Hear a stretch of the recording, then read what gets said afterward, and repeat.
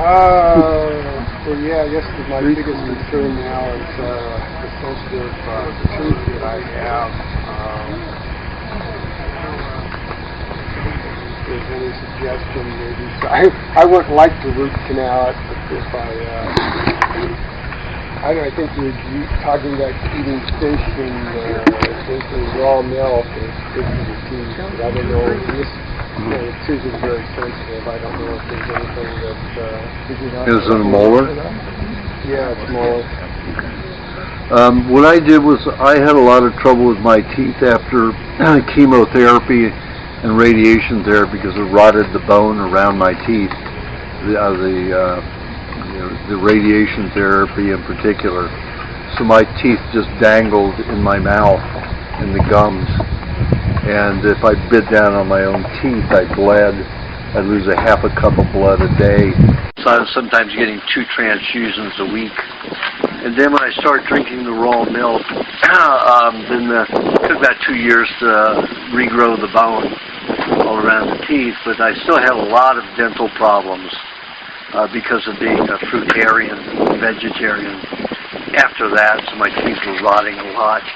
So every time I had tooth problems, I would eat a lot of cheese. I would take clay and pack it on the area to help draw the toxins out.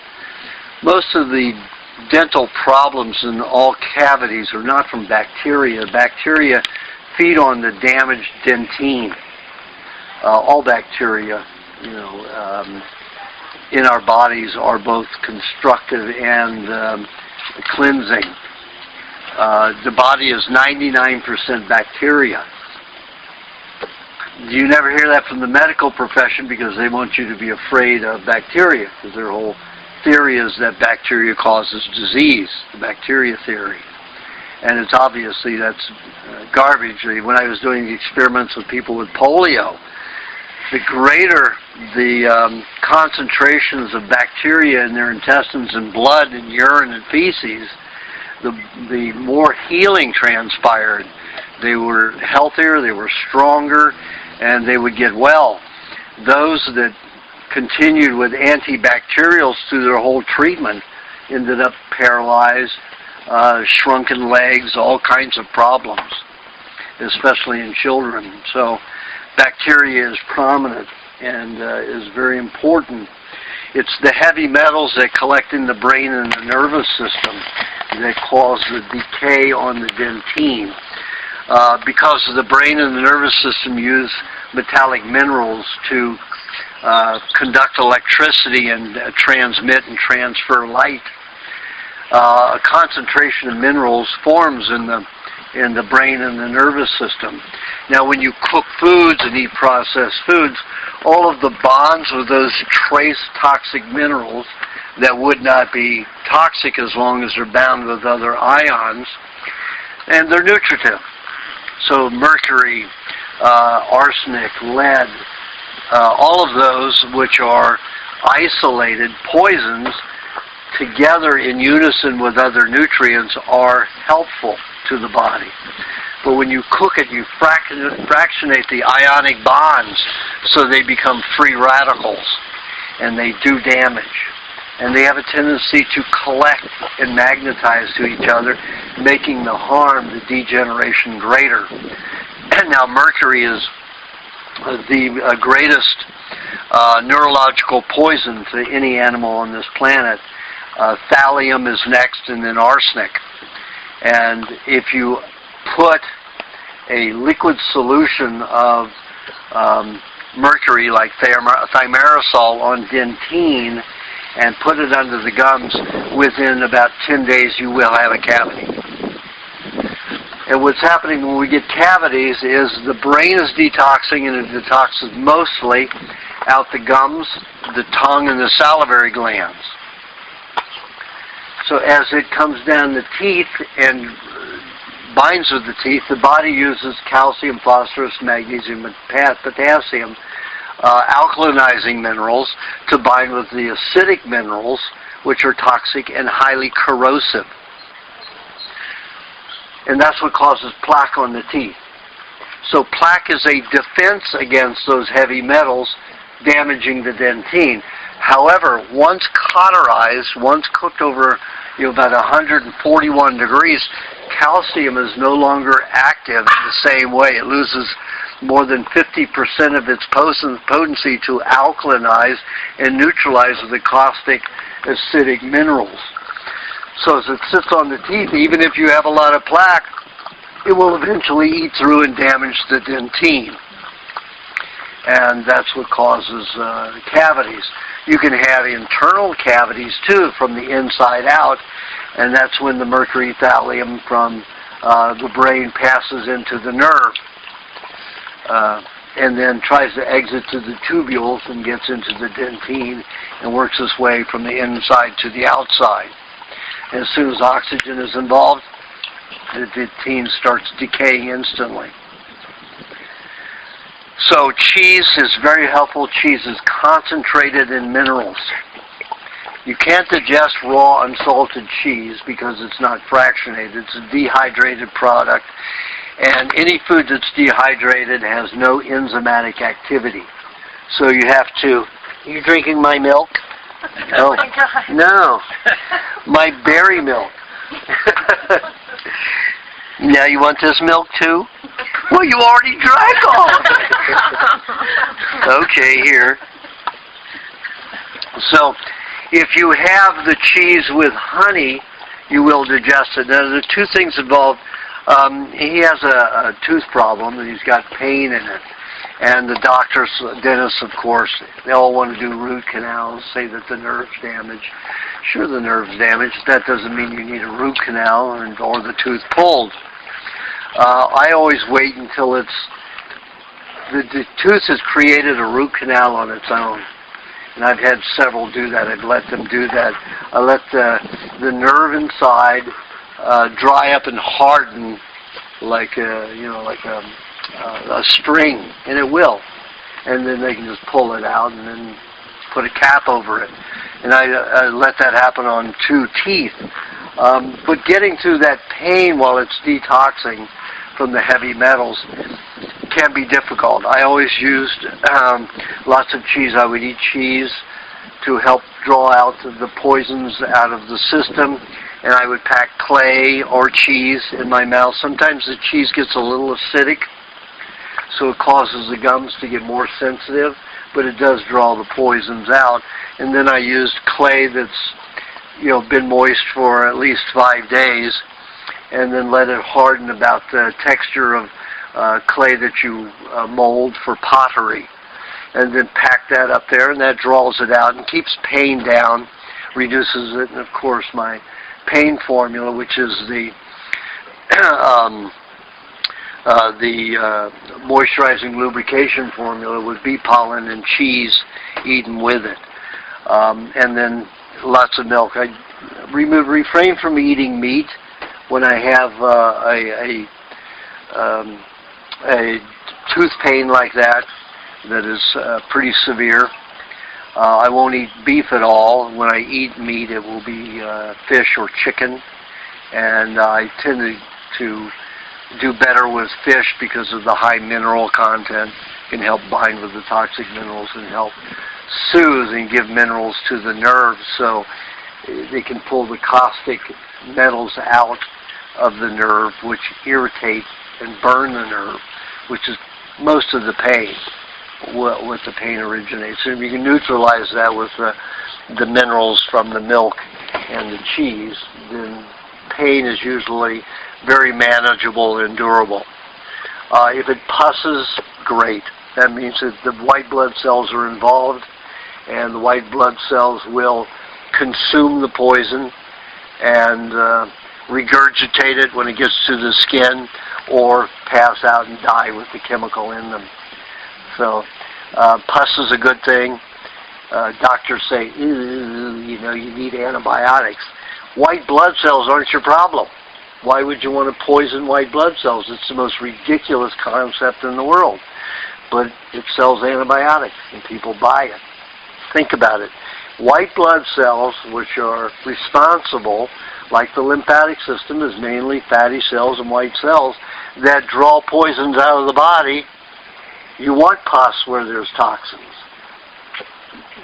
It's an infection, yes. It is infected with some kind of chemical pollution, and you need the white blood cells to help remove it. That's what it's all about. That's what the white blood cells do in your blood. That's what the white blood cells do in your entire body, even your intestines. When you eat cooked foods and no raw food with it at all, you have what is called leukocytosis, which is the white blood cells leaving the red bloodstream and entering the intestines. And up to 1/3 of the white cells will enter to deal with the toxicity that's created from cooking your foods, because you've got a lot of toxic byproducts. 32 that I name in the recipe book.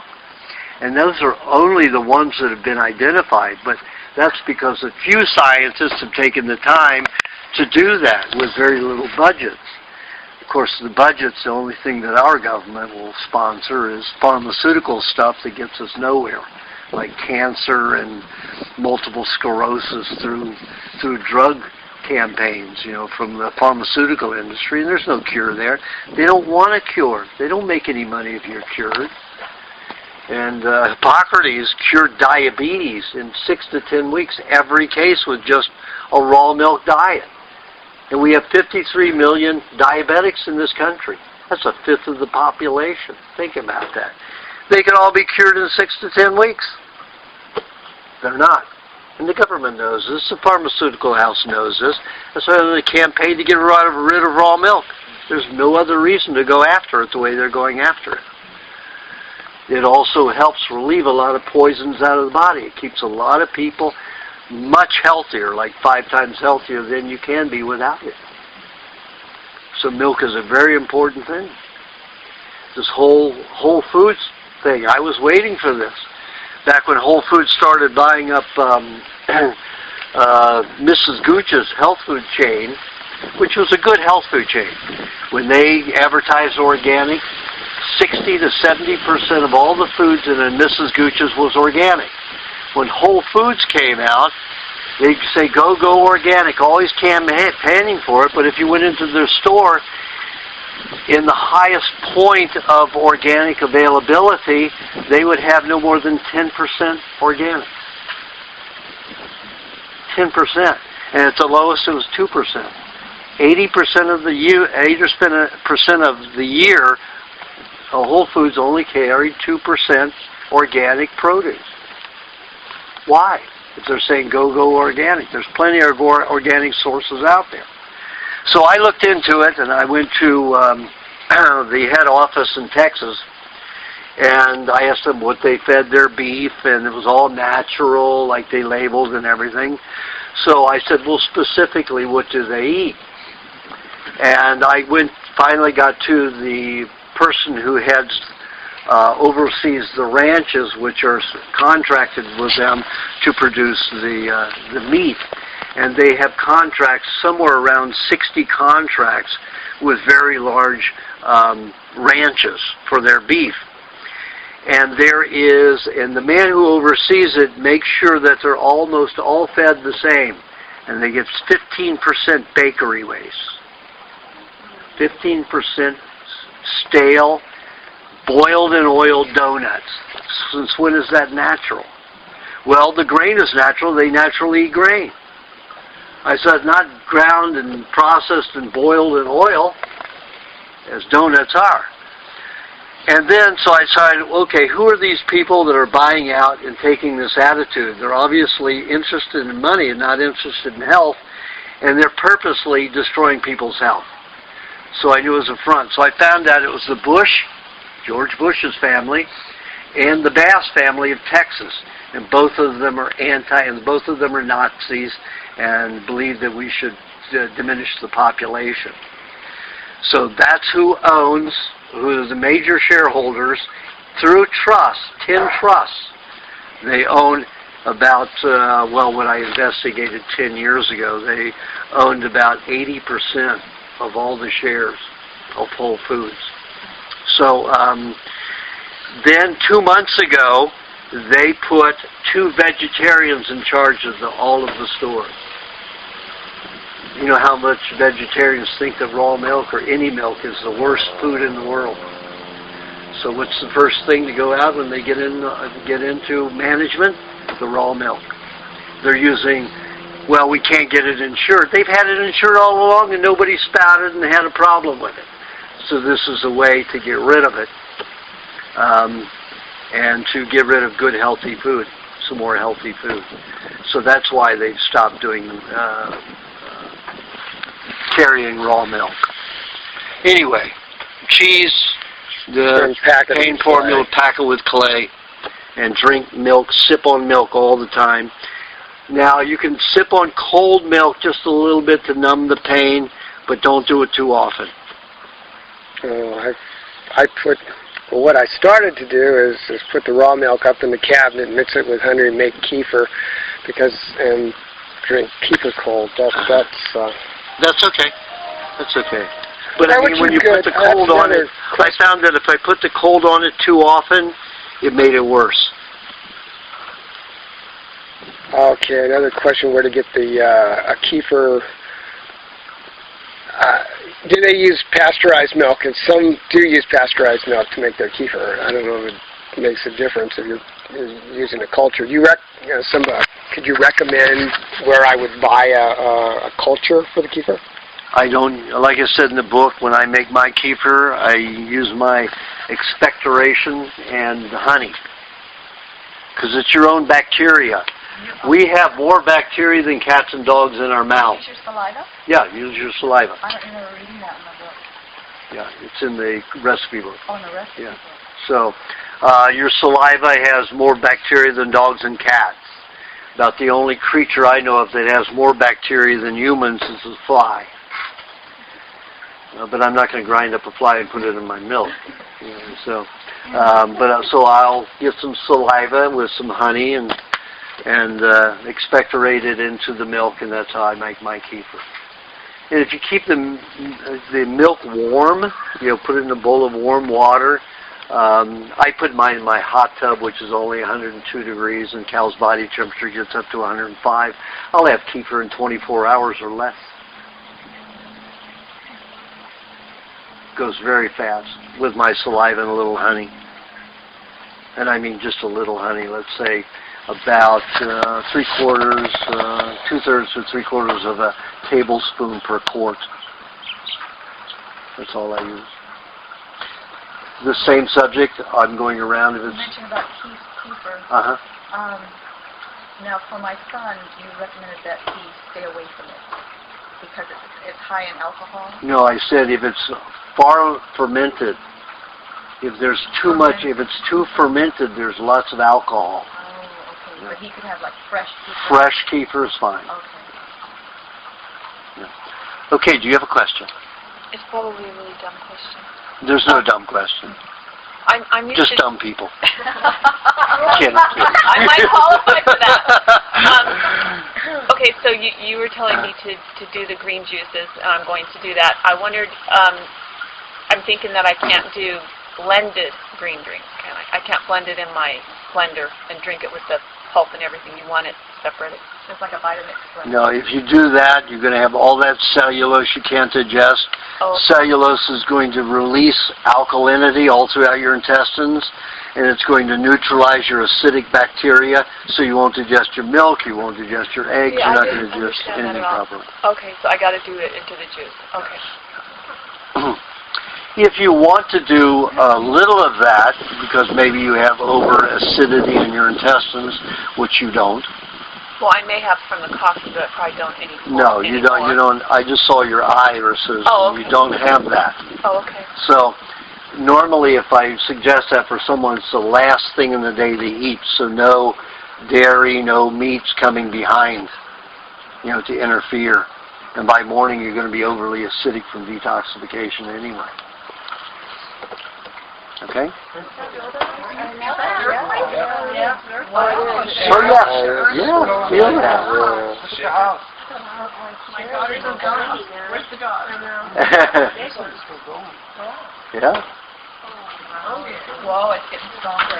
Very strong. Just get away from anything that can crash. out here? Moving on to the field. No power lines around here, right? Yeah, that's fine. No, I haven't felt one in probably 6 years like this. It's still going. No power lines, It right? is. It's still moving. Still moving. Yeah.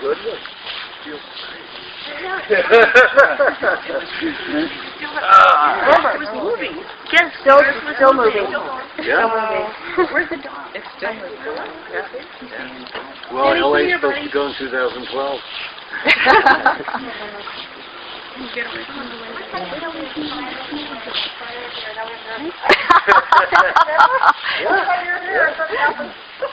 So expect a natural disaster. Around. To make things rock and roll, don't you? Yeah. She's sitting down. It's all stop. Are you used to this, Aajonus? That's a big one. I know. Usually it doesn't get that big. Look at the thing swinging in there. Uh-huh. Yeah, well, cucumber's not a vegetable. Cucumber's a fruit. So you're going to have you're going to get your collagen from it. So collagen replacement. So it's not a complex cellulose like roots, stalks, and leaves. It's a fruit. And because we don't eat a lot of sweet fruits, for the obvious reason, getting the highs and lows and deterioration, mineralization of the body, we have the cucumber, which is a bland fruit. Okay? Do you have a question? Go to Nancy. I have to come back because I forgot with all the excitement. Okay. Do you have a question? Okay, yeah. When I saw you in October, Uh-huh. I was exhibiting symptoms of rheumatoid arthritis, and most of those seem to have dissipated. I have Good. a little swelling here, Uh-huh. but I still on the balls of my feet get some swelling. And it's interesting, like we had this meal today, and everything was good until I ate that little ball of nuts and honey or whatever was in that. Yeah. And then all of a sudden my feet, and they're still doing it, they started to tingle and feel like they were getting a little swollen. So is that an allergy to something that was in that, or that doesn't have anything to do with the RA, or? It depends on what was in it. I don't know what was in it. Are those from the Rawson? Some of that stuff created a Rawson isn't necessarily good. It's like that oil they were pressing, and I think they used the safflower oil or pumpkin oil in here. And for 2 years they claimed it was raw. And I said, okay, prove it to me. So I went there and I took a heat gun right where the oil was coming out, and the pumpkin seed oil was coming out at 129 degrees to 134 degrees. The flax oil was coming out at 150 some, and the sunflower was the only one that came in under 96 degrees. When it first started pressing it, the machine got hot for some reason, but after about 3 ounces of pressing, the temperature dropped down between 89 and 92 degrees, which is fine. So the only oil that is good up there that they press is the sunflower seed oil. So if I get that reaction from something, then I just be aware that that's something for me that I shouldn't be eating. Not necessarily all the time, but in the case of if this is made with those oils.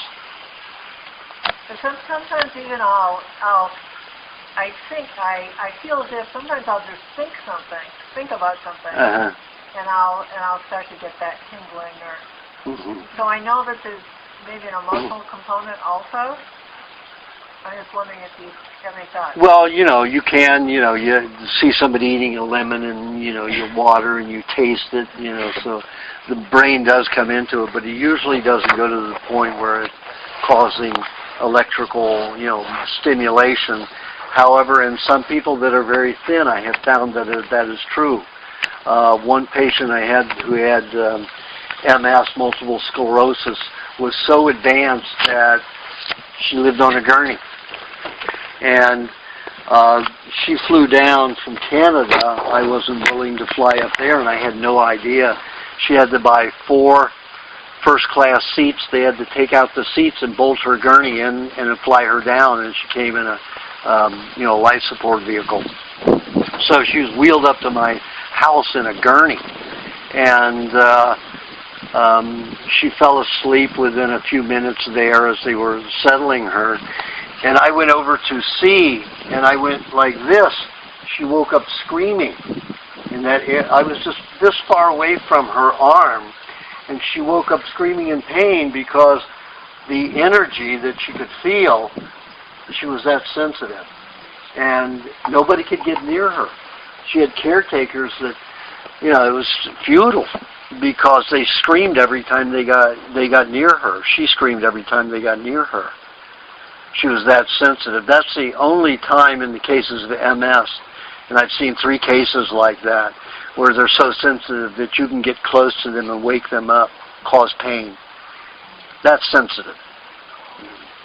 But that's the only disease I know that has that ability. So your thought process, maybe because you were even thinner before, and maybe you have some hardening of your nerves, that you may be that sensitive that even your thoughts can create that, but it's not a general rule.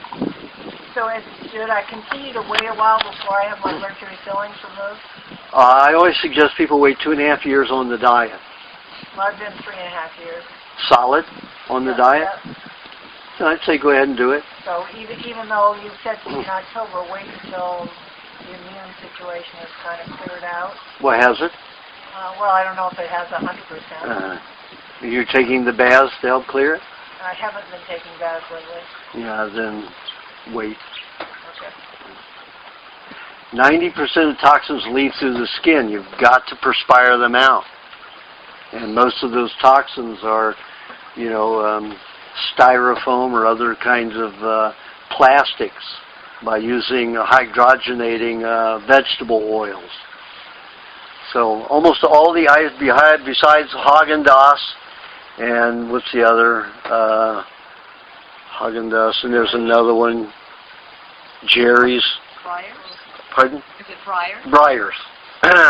They're the only ones that use actual dairy products. However, because they're international now, there are regulations on it, so they're having to defat, remove the animal fat, the cream from all dairy, and then add back a hydrogenated vegetable oil for long shelf life. So almost all of it's plastic now. Styrofoam. Actually styrofoam. And why does the FDA and our government allow it? Because they don't give a shit about you. It's about profit, and that's it. You have a question about this? Yeah, I have a question regarding the balls she ate. If it's a nut base, do you think it's maybe the nuts that she's allergic to, or what's your opinion on nuts? Well, as long as the nuts have some kind of fat with it, with a little honey, it will break down. Okay. So I have the nut formula in the book. Okay. It helps break down the phytic acid. And the phytic acid is a enzymatic activity which causes us to not be able to absorb certain minerals. And that prevents the absorption and utilization of certain proteins, which prevents the utilization of certain fats. So it's a whole chain reaction. So I found that if you're using a fat and honey with the nuts and seeds, that it neutralizes the phytic acid. It changes the properties so the enzyme doesn't work that way. I think that nature created that enzyme so many animals wouldn't eat all the seeds, so they would propagate. Birds, if you feed them only sprouts, they will die. Birds can't eat a lot of nuts because they have a gizzard, and seeds because they have a gizzard. Squirrels can eat a lot of certain kinds of nuts and it not bother them, but they're equipped to eat it. They have certain enzymatic activity. But the human isn't built that way. We're getting an aftershock. Yeah. But those are never real bad. usually. That's why I decided to not say never, but to change it, because that's when it always happens. Sitting underneath that roof over there. Who knows, it'll be this one time, and it's worse than the original shot. Thank you. You're welcome. Do you have a question, Marie? Yes. Because of my reading, is it okay to get some dental treatment done? I just want to get the old fillings out because of the pesticide poisoning in it. Yeah, it's okay. I use Dr. Breton in Tijuana. He'll do anything that I want.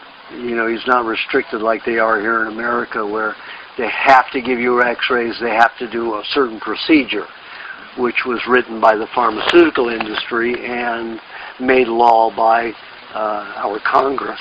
So I go to Mexico, and where I don't have to get X-rays, I don't have to have Novocaine, I don't have to do any of that. And I also get like palpitations sometimes. Is that because of the pesticides? Yeah, pesticides will definitely damage. Any kind of chemical can harm the heart if the heart's. And what can I take for that when it's happening? Clay. Oh, clay. Yeah, clay and milk. For the juices, I was putting beets in there because you told me at one point. Beet helps you build hydrochloric acid to digest your proteins better. You were telling me to take like 2 ounces per day. Yeah. So that could be in the juice that I have? Not unless you're having digestive problems. Oh, okay. No, this is strictly to make the liver work better. I don't know. We were talking about that at one time. Well, it's to help you digest proteins, to help your liver get well faster, because you had signs of not digesting proteins well, and the hydrochloric acid would help. But as I've said before, 80 to 90% of digestion is bacterial. Only 10 to 20% is enzymatic, our digestive juices. The digestive juices break down larger particles of food into small molecules so the bacteria can infiltrate and eat. So basically, our food is the urine and feces of bacteria.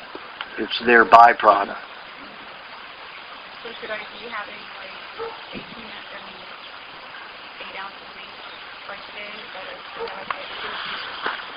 Well, I would say if you have a lot of, your exposure to that chemical which you have been exposed, I suggest that you have maybe 2 a day with an egg in it and a little clay, maybe a 1/4 teaspoon per 8 ounces. And whip 1 egg in it. Don't blend 1 egg in it, just whip 1 egg in it. Okay, and that's 8 ounces each time? Each time, yeah. 8 ounces. I'd rather you do the sport formula. It's a little bit better for you than too much juice. Okay, that's good. Yeah, because when you make the formula, it's really hard to, sometimes you want to either replace the shake, or do you think that's necessary to have, like the milkshake during the day? Like the fruit or something? If you have enough weight, it's not necessary. I have the milkshake for people to gain weight fast. It's the only thing that can make you gain weight fast on this diet is a milkshake. So more important to me are the juices and the meat. To me, the least important is juices.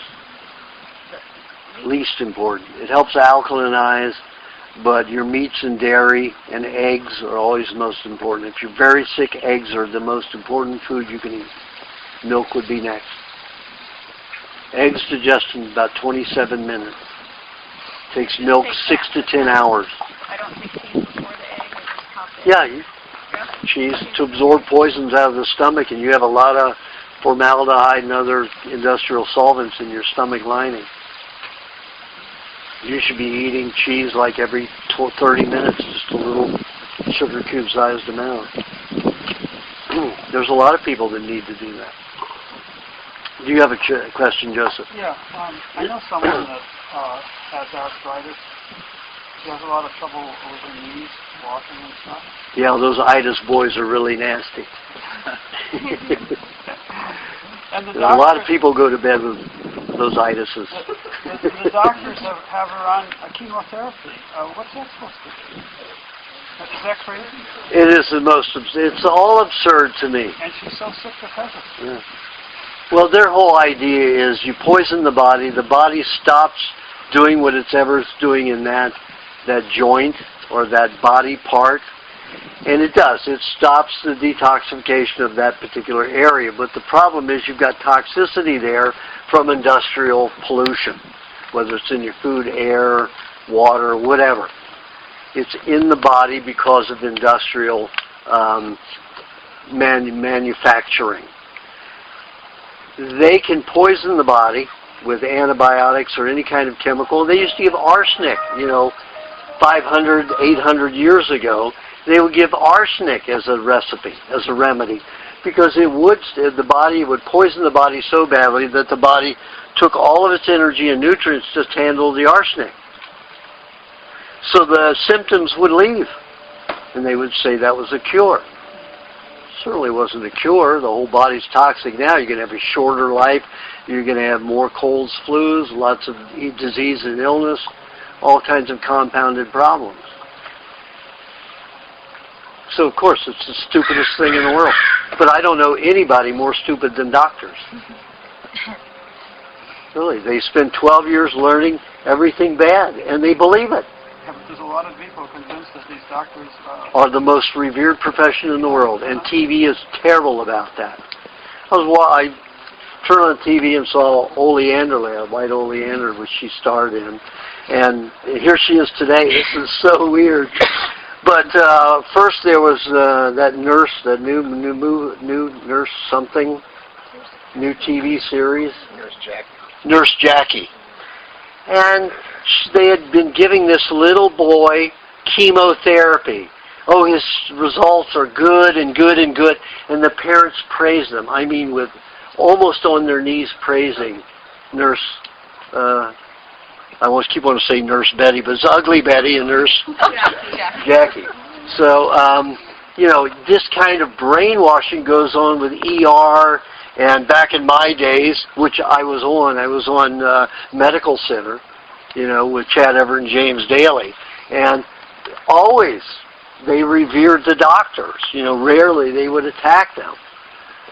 And it was always justified when they attacked, because you got bad people in every profession. But majority of it, they praise doctors. And they lie. These people who write it have no medical background, and they're just writers. And they believe what they're told. What happened over there? Somebody pass wind? No, it's cold. No. I thought maybe the dogs went over there and did something. The ground isn't shaking as much over there. Okay, do you have a question back there? Yes, you've heard of cavitation cases where they blame the cancer or the heart problems on dental. Either root canals or extracted wisdom teeth that get infected, and the gum seals up over the bacteria, which supposedly are they turn into anaerobic bacteria because of oxygen starved, and they get more deadly that way. They creep into the bone, and then it causes osteonecrosis. Yeah, that whole theory was written by a B-movie writer from Hollywood. Okay. Pretty bad. You have to understand that bacteria is always good. In the human body, it's natural bacteria is all good. The only bacteria that are bad are man-made bacteria, like the E. coli 157H7. That was manufactured. GE manufactured it, General Electric. And then they put it out there as being part of nature. It's not part of nature. So the bacteria, the gums can heal over an infection. But that doesn't mean that it's a bad thing. You cannot get a tooth problem to cause cancer. If you have cancer as a result of some relationship with the tooth, it's because you've had mercury and thallium from a lot of amalgams that were in the mouth. And it's gone through the nervous system and back down to that area and settled in that area. And then that kills all the cells. Cancer, again, is nothing other than cells collecting because your body has stopped dissolving dead cells. So what's it going to do with dead cells? They have to be liquefied, and removed to get out of the body. Otherwise, they're too large to pass through membrane. You can never perspire it out of the body. So those cells have to be dissolved to be eliminated. If you can't do it, they'll collect as fibroid tumors or as other kinds of tumors. Warts are tumors. The body can't dissolve it, it just grows them on the skin. It can't even let them go. So, usually if you get some, like after those poison injections that I got a big wart here. And it was very large, probably about the size of a bullet, at the back end, at the fire pin end, the flat end. It was about that big. And I just kept putting my saliva on it, and it would come off layer. Every 2 days a layer would come off with the saliva. When I didn't use the saliva, it stopped coming off. There's the bacteria is working again. The bacteria here digests and breaks down what? The foods that we normally eat, which are supposed to be, that bacteria is acidic, so it should be dairy and animal products. If we have acidic bacteria here, we eat alkaline foods. Does it make any sense? 90% of our digestive juices are acidic and belong to digesting acidic foods. We have about 10% that are alkaline, and that's only because we're used to eating them. Alkalinizing foods. The Maasai and the Samburu don't eat fruit. They don't eat vegetables. They don't chew on it like gorillas and spit out the pulp. They just eat the raw dairy and the raw meats. And they have no alkalinity in their entire digestive tract. Sure, we can adjust to a diet of alkalinity, but that doesn't mean it's right and healthy for us. So the bacteria in a tooth is not going to create cancer. The poisons always that cause cancer. They kill cells. Your body can't dissolve the cells. They collect. You have tumors. Okay. Do you have a question? Oh, no. No. Do you have a question? Yeah. I'm just curious if you can recommend a good source of lamb and beef, except North Flower Bison, fresh meat. Yeah, Miller Organic Farms is where I get all of mine. Are you local? Yeah, I'm from Fulton. Pardon? Fulton, Orange County. Okay. Well, our co-op here in Venice, Rawsome, carries lamb, pork, and if they don't have it, you can always order it. Every week we have a shipment that comes from Pennsylvania, from Miller Organic Farms. Pardon? How much do you have lamb and beef? Yeah. Meat? Lamb and beef and, well, they get mostly the North Star Bison buffalo. And they are not supposed to send these breeding females because she vaccinates the breeding female. So they're not supposed to be sending us any vaccinated female meat nor any byproducts of those buffalo. Do you have a question? Well, it's related to that. Pardon? It's related to his. The meat that we buy in the store, there's grass-fed where I am, and then there's also organic. But the grass-fed, they say they finish it off at the end. I don't know what that means, but does that mean that they give? Is it better just to get organic beef, or is it better just to get grass-fed? I would get the grass-fed because it spent, 99% of its life eating grass. And what do they do at the end? They put They'll feed them a lot of grain to fatten them up. Okay, but it's not necessarily that they give them antibiotics or anything. No. Why is that better than organic? Well, organic, they can feed them mainly grain, and then they'll get very fat, and their tissue aren't as strong. Cows, 8% of their diet is grasses, and only 2% is grain. When I used to go to my grandparents' farm, I would watch the cows eat, and they would eat grasses, and they like dried grass, almost more than they like fresh grass for some reason. So they like straw, they like hay, and that's why you can feed them that in the winter completely. And I guess that's part of their diet for winter time. But when you feed them grain, their hooves will, too much grain, their hooves will start cracking. You have to kill them earlier in their life before they start breaking down with disease. So that's what I learned from my grandparents' farm. And we had to be very careful because they were mainly a dairy. And you couldn't have the females splitting their hooves because it would affect the milk and everything else. So they were only allowed 2% grain. So they got 2 cups of grain at each milking. And that's it. But when they were out in the field, they would suck up, the seed, but only after it had ripened and turned brown and had fallen off the grasses. And they would suck it up with the dirt, like that, and then eat grain. So they would eat grain, and there's a lot of people that say, like Sally Fallon, say you shouldn't feed them any grain. Hello, they eat grain. So I would say get the best you can get. Grazed would be best. Organic is next. Do you have a question? Yes. I have a lot of questions, but this will be one of them. You mentioned how important eggs are to be eaten to get well, and some you recommend to be just eaten whole without being whipped, but others can be put in a milkshake. Yeah. So why the difference?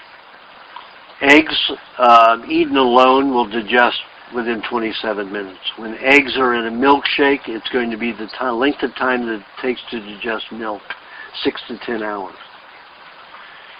If you want quick energy, clarity, and not necessarily you need to build mucus or put on more weight, then you eat the eggs alone. How come you sometimes get acid after you eat eggs?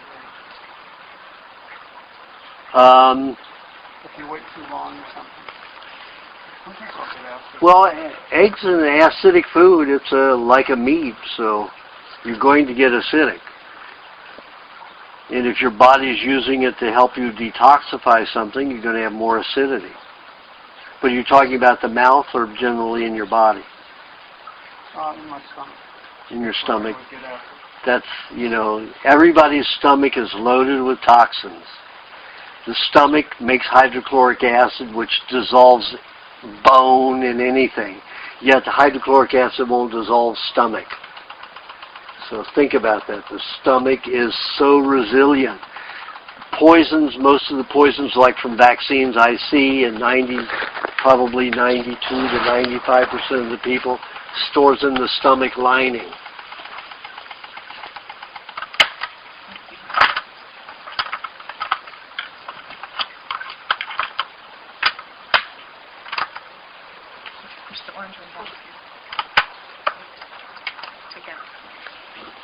So when you have those poisons in the stomach, sometimes the body will use the fats from the eggs and the protein from the eggs to draw the poisons out of the stomach lining. That's what you're experiencing. It isn't the nature of the eggs. I eat up to 50 eggs a day sometimes and never get that acidic reaction. Of course, I have no hydrochloric acid in my stomach either because of the vagotomy. So.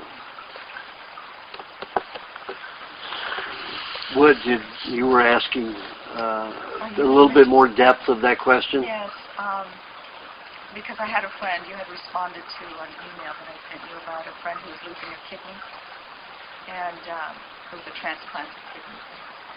She didn't get to get on your program, unfortunately, before she had the transplant. Completely, well, she lost it totally, but she lost the transplant for 4.5 years. But you did mention... Someone else's... Oh, just stop. Stop.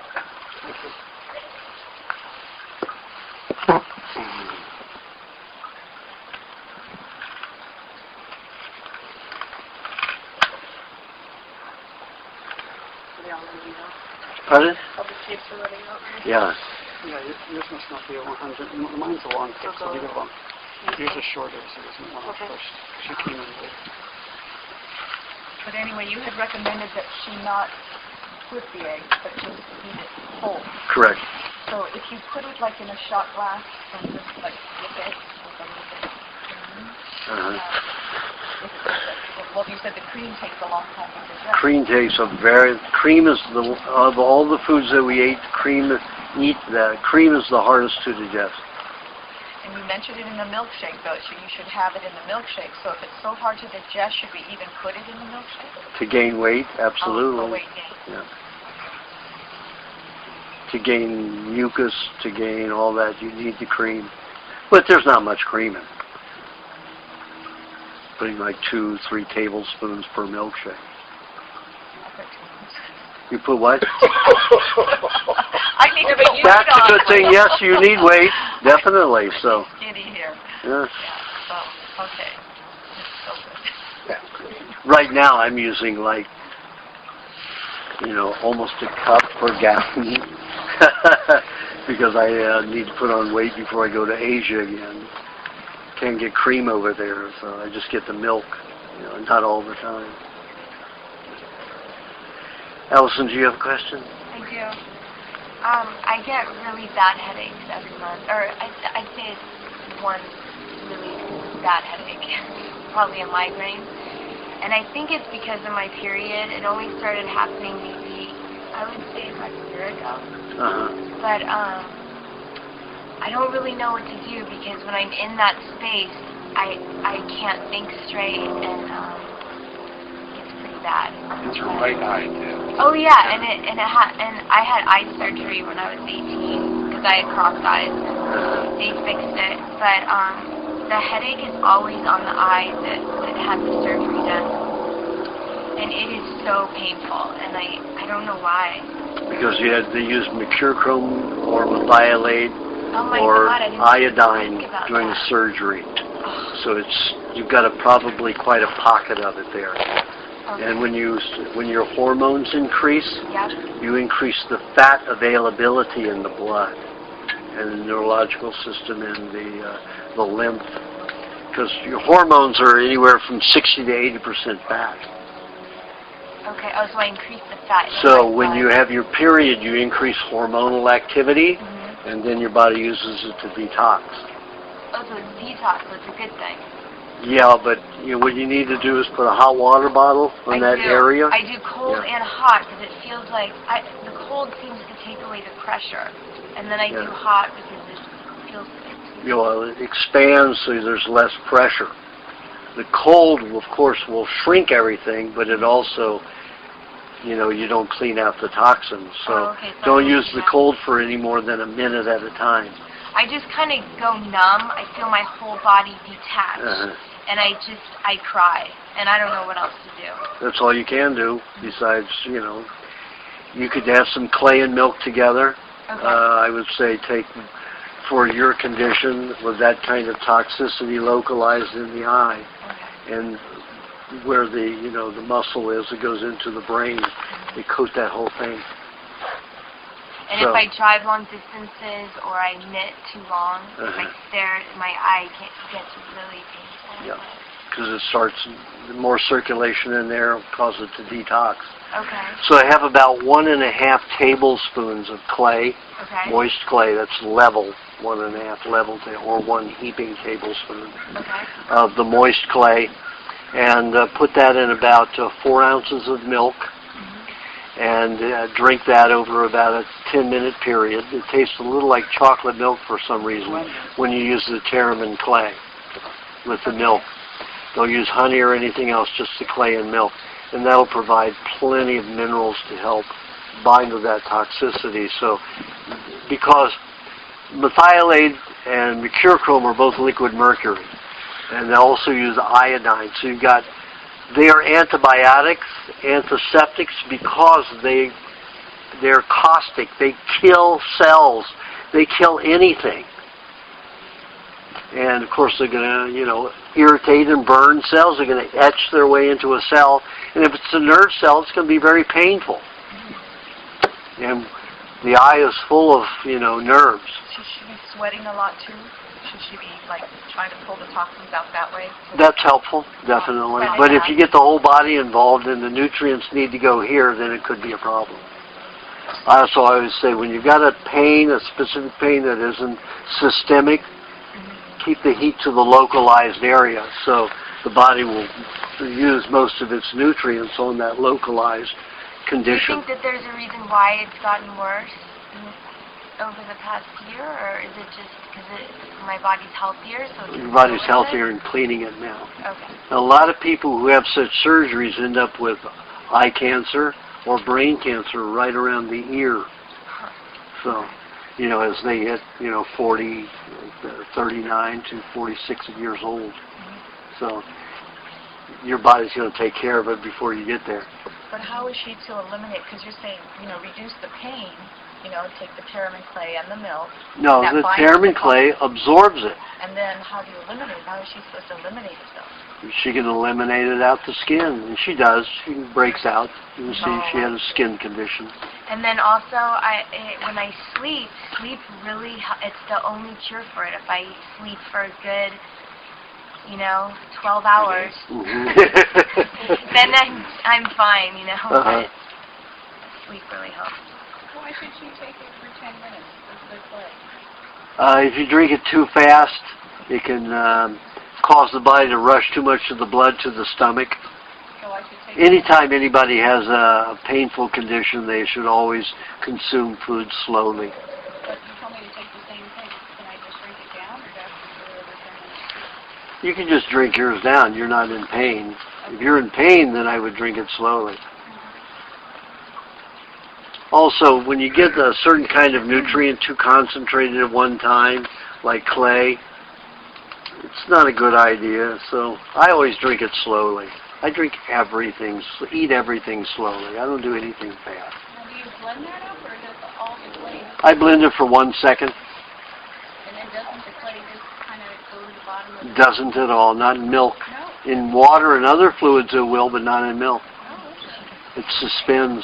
Well, that's room temperature milk that's slightly moving toward kefir. So all of my milk's that way. Does it matter if the milk is cold or warm? I mean, that you want it? Well, you don't want cold milk. Aajonus, how do you spell the dentist that you're using at Tijuana? I'm sorry, I couldn't hear you. How do you spell the name of the dentist at Tijuana? Breton, B-R-I-T-T-O-N, Breton, What does he charge? Tomas. What does he charge for the dentist? About half of what they charge here, sometimes less. Does he do them in succession, or is it one at a time? Well, he'll do it however you want to do it. When I had mine done in 1978, I had 2 quadrants done one day and the next morning. So I had 4 hours of drilling one morning and 4 hours drilling the next morning with no Novocaine. And back then they had no water jet, so the drill bit would get really hot, and that's what caused most of the pain, because the drill bit would burn the nerve, and then you'd have a burn on the nerve, which would last days. So I had a signal where I would touch the dentist's elbow to let him know he had to dip the drill bit into cold water before he could start drilling again. And I also ate some marijuana, fresh green leaf marijuana for pain, and that helped.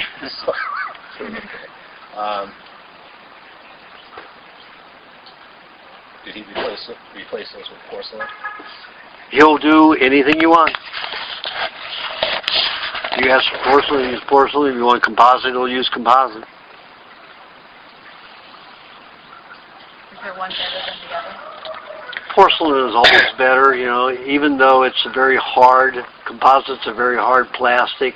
There's a slight bit of BPA that gets into it, bisphenol phosphates, that get into your system. I still use them though. I'm eating enough, nutrients that I don't worry about it. How do you get over the border to his place? You just take it back to your... No, I drive over. It's 10 minutes from the border, 12 minutes at the most. So I drive over.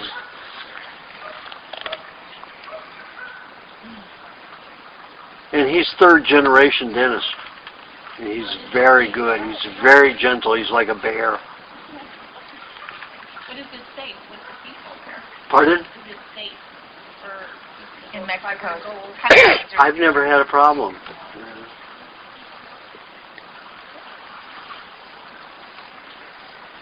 Do you have a question, Mark? Sure, yeah. This is actually about thinking about getting a new car. How long does it take for a car, brand new car, to off gas? Is that an issue? Because we hear like if you get a new car, it's like the worst toxins you can be in. Oh, it is. Of all that Dioxin. plastic, and you've got dioxins, you've got everything gassing from It's it. actually 2008, right? Like, But it's never been used what we're thinking about. oh. If it's what I did was whenever I get a new vehicle, and I will open the windows and let the sun hit it, so that it's baking, but with the windows down, and I'll do it for 30 days before I drive in it without the windows up. With the windows up, I won't drive it with the windows up, and I usually will not drive it for that 30 days. But if you have the windows up and you don't bake it in the sun, it could take a year or more. 5 years it could take. A comment too about Whole Foods. I called them when that incident happened, several places, and this is what's the response that I got from everybody. People were getting sick from the raw milk, so we had to pull it. It's a lie. And then I researched on the news and read the article that came out saying they had to pull it because they wanted to, redo the regulations and the insurance. So I'm sitting here thinking, who got sick? Yeah. They're telling their employees to tell people that people got sick from raw milk. It's disgusting. And it's and every time the CDC says that people got sick, it's always association and never by laboratory evidence. Like they could have just got the flu or something? Yeah. Well, people eat a lot of preservatives and chemicals in their food every day. I would be going after that, of course, causing diarrhea and vomit. Certainly wouldn't go after bacteria in milk. But like I say, there are invested interests on keeping everybody very sick. Look what the government's doing. I mean, robbing the till of the people. If people were healthy and clear of mind, the government wouldn't get away with that. So they want you not well, because you're going to be involved in your illness and your pain, your family, taking care of your family. So they want to keep you busy. Let them do what they want, run the world. It's the monopoly game they play. Do you have a question? I do. Two things. First, it's kind of like for the menstrual cycle, mine's always been very long and very intense. And is there anything that I should be doing to change that? Because I'm just out for 3 days. I'm useless. Well, like I said in my book, We Want to Live, have mushrooms with a salad or vegetable juice and a little bit of the mushrooms. I found that eating mushrooms also with meat is helpful. So I said 5 mushrooms a day with a salad for 5 days before your period's due. However, I would change that now to one mushroom with each vegetable juice and 2 vegetable juices, at least 2 vegetable juices, and then 2 mushrooms or 3 mushrooms with a meat meal, or 1.5 with 2 meat meals for each day. Okay. So still consuming 5 mushrooms a day. Okay. So when I just space them out, don't eat them all at once. No. Okay. So add with the juicing, add it to the juice. Correct. Okay. Well, no, you eat it and then drink your juice. Oh, okay.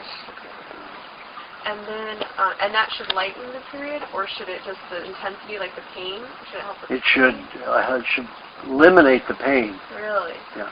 Okay. And it should shorten the period. Yeah. You have to understand that a period is to dissolve ovum and sperm that is absorbed into the uterine wall, or that is the eggs that come down, the ovum that comes down and needs to be washed out. Because the cervix is very, very tight. It's anal retentive. So nothing passes without hormonal activity to open the cervix, and then the blood has to flush it out. It's that tight. So it takes a period cycle of a lot of hormones with blood to clean it. If it didn't, you could have multiple pregnancies on many different parts of the cervix.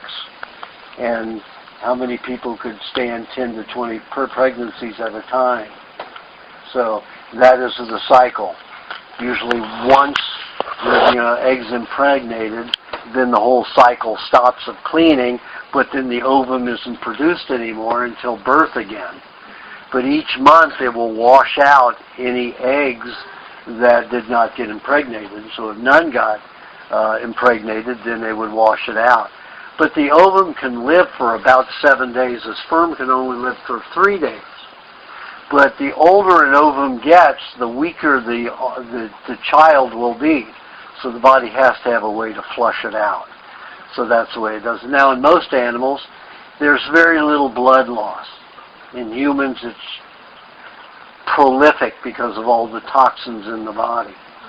So the blood is getting rid of other toxins that store in the ovaries and the uterus and the cervix. Flush it out. Most of the time, if you want to slow down and reduce the bleeding, and the body can do it, and it's not full of mercury or thallium or something like that where it needs to bleed a lot, then just drinking some green cabbage juice. Like 5 days before your period, have a half a cup for 2 days. And by the third day, you'll have enough vitamin K and vitamin U to stop excessive bleeding. The mushrooms for the pain. Okay. My next issue is with sleep. Ever since I was born, I've never slept well. And it just seems to get worse. And when I do sleep, it's never really restful sleep. It's always dreaming nightmares, lots of nightmares. Is there anything that food-wise, that kind of thing? Does everybody hear that? Okay. When you're restless and sleep and have a lot of nightmares, it means that you have toxicity that's in the neurological system, psychotropic chemicals that are in the brain. And that nightmares releases them. It's like exercise for the brain and nervous system. And if that is happening, your body's detoxifying when there's no light while you're in sleep. So you're not going to be able to sleep well between midnight and 5 o'clock in the morning. So if I were you, I would adopt a different sleep program. I would sleep somewhere around 7, 8 o'clock in the evening, get up somewhere around 1 or 2 o'clock when my body awakened me, and then be productive until 5 o'clock and then take a nap. Yeah, it's funny, right after 5, right around like 5:36, if I go back to sleep, I have the best, 2 hours of sleep. That's really only the rejuvenating sleep I get. Yeah, because as soon as just a hint of light comes over the horizon at 5:30, the nervous system stops detoxifying. But as soon as it goes down, it starts by midnight, it's in full. And if you're into an intense detoxification with some very caustic chemicals, you're not going to sleep beyond 1:30, 2 o'clock. That's usually when I'm awakened by the intense nightmares. I look at the clock, it's right around 1:30. Yep, that's it. So set your alarm clock for 12:30 so you don't get up and do something and avoid those nightmares. That's really interesting. Thank you. Okay, you're welcome. Do you have a question, Lisa? Yeah. Can you go over cleaning fluids, specifically BioClean and how it works versus dish soap, regular dish soap, or because I'm really thinking about general people in my household that have like to use dish soap, and I want to use BioClean, and then maybe not even BioClean, and then also want to clean the floors, or if I just clean water, and then BioClean, what's the best BioClean or dish soap? Okay. BioClean is 80% made from seed oils, like grapefruit seeds. And just remember, all fats, almost all your soaps are made of fats. They used to make soaps out of lard. They take pig lard, fat, and mix it with lye, and there you would have a soap. I have a friend who makes coconut oil soap and just has the coconut oil, very expensive oil that we eat. He puts lye in it to make the soap. Now the lye is a hardener It hardens the oil, so it can be, as soon as water is added to it, it will act as a emulsifier and a solvent to break things down, to get rid of dirt or caustic compounds.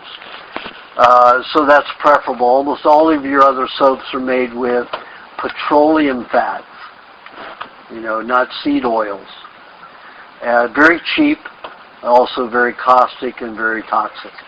We'll get into it too, when you wash the dishes with it. Oh, it'll get into everything. Does it stay? Absolutely, it gets into your hands if you're washing with your hands. Wind up eating it, right? It stays on the dishes and then wind up eating it, right? Well, you have to understand that they cut those down. They get into the sun. They cut those with either kerosene or a kerosene derivative. Now our tape recorders aren't. Well, we can pull the whole table over. Or let's bring this chair over and put it all on the chair. That makes it easy. How about right there?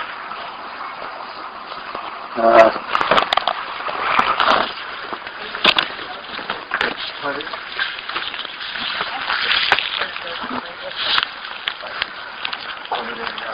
Being hauled over by Mark.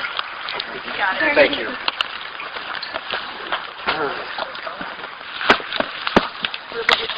Soap on your body. I know you have the coconut cream. That's all I use is coconut cream on Take the myself. coconut cream after it's sat for a couple months and air it out, or do you just leave it fresh? No, I use it, well, once It's sitting there for it's fermented, I start making it as soap. Oh, I'm Well, when it's cold, it never ferments up in the mountains where I am, so I can never get my coconut cream fermented during the winter, like right now. But during the spring and summer and fall, when it gets warm enough, then it takes, probably 3 days to ferment. Because I've been trying to shift Jade up to like just coconut cream, and everybody in my household is just BioClean. Right. And now he's saying, well, I can't shave with the coconut cream because it doesn't get the hairs soft. That's funny. But if you leave it on, that's the only thing I won't touch. What I get as a black person is I get ingrown hairs viciously. That's what I get. That's what I was trying to enjoy about earlier. So when I talked to Max said use sheep butter, but I use that, and it worsens my ingrown hairs. The coconut cream one. Yeah, like even if you feel like you'll Coconut cream? Yeah, You said the coconut cream doesn't work. Well, coconut cream is the only thing I can shave with without cutting myself and without getting ingrown hair. Yeah. But I leave it on my face for maybe 10 minutes before I shave. Yeah, no. And it softens the... Because he had a thing that had essential oils in it, and this is a Kentucky African. More in depth about this. But the coconut oils may be breaking something down in your skin and it's collecting in one spot. Make it kind of thicker. Yeah. So then, like, if people use essential oils in my household, or like encapsulating kind of essential oils, but they're natural, but I have one roommate who's like mold toxic, essentially. And she reacts to anything that's essential oil. So essential oils are very toxic. They're distilled oils. And anything that's distilled, any oil that's distilled is caustic and just eats into a cell, and the cell has no option but to absorb it. So is that why you can shave better with essential oil? Because it's breaking, it's like poisonous, like cutting in there and cleaning out the cells. Dissolving the well, he feels like it's better, but it's actually poisonous at the it's same time. dissolving, it's dissolving the hair. So just use coconut cream or use coconut oil then? I used to, whip an egg and use egg. Wow. But it turns dry sometimes while I'm shaving and still cut myself. But coconut cream is the only thing I can shave with without ever cutting myself. What about what Max said, the sheep butter? I would say that's a good mix. But no soaps otherwise, like even pastel soap, bad. All of that stuff, it's chemicals. Yeah, there's I don't heavy like chemicals soap. in I it. just go without soap. And those oils that make fragrance are caustic, kerosene-derived, substances, which penetrate a cell. Cell doesn't have a choice. It's like taking battery acid and put it on you, or gasoline. It's going to eat right into your skin. So read that into the lunch and learn. Oh, yep. Definitely. That's it. I've had that take. I put that up in my house. People go, well, it's all natural. It's just, it's just natural from jibbos. It's not. No, it's not natural. That's the lie. It's like Whole Foods saying go organic, and they only carry 2% organic. It's a sales pitch. It's a lie to get you to say, oh, well, I'm getting natural food. I'm going to Whole Foods. Did you read that thing where The worst in the world. China? Because they're shipping all that food from China. That is all a setup too. That's a setup for the FDA to take more power. Really? Yep. It's all a setup. That's a game they're playing. It's a game they're playing so they can control your food completely. Wow. Oh my God. Can you reiterate then what to use for bathing? I mean, I want to be sure I heard. I only use coconut cream. Fermented coconut cream. Old coconut cream. How long to ferment? Well, for example, the coconut cream, I can get a jar and bring it and set it like in the sun here on this patio here, and it's not even 10 hours. Yeah, I can wait until the next morning and it's ready to go. What does it do? What does that do for you? The fermented and this stuff. Well, you've got some alcohol in it, and the alcohol and the fat together will dissolve dirt, grease. Oh, the alcohol. That would get the dirt off your hands, like veins or something. But the oil that's left, the coconut oil, is only about 8% of the coconut cream. So you're not getting an excessive amount of oil, but enough just to make the skin clean. So like I went into my hot tub this morning. I only take a bath every 7 days. I'm that clean where I don't have to worry about stinking. So, but what I do is I took my coconut cream thinly, I mixed a little water with it, just a tiny bit, and put it on my skin. And look at this 63-year-old skin. So everybody wants to wash their pretty hands good. all the time. Pardon? People all the time, I touched your dog, or I gotta wash my hands at your sink, and where's the soap? And then they start freaking out. I'm always like, you can't help those it's not people. gonna hurt you. They believe all of the stuff. I know, it's that our crazy. world is toxic. Our world is toxic with chemicals, not with bacteria and animals. I know, especially the animals. They go, oh, I don't want to touch it. Or they lick me. They go, oh, they licked your dog licked you. And I go, good thing. They go, oh. Look at you. Okay, we'll go around again. Do you have a question, Ray?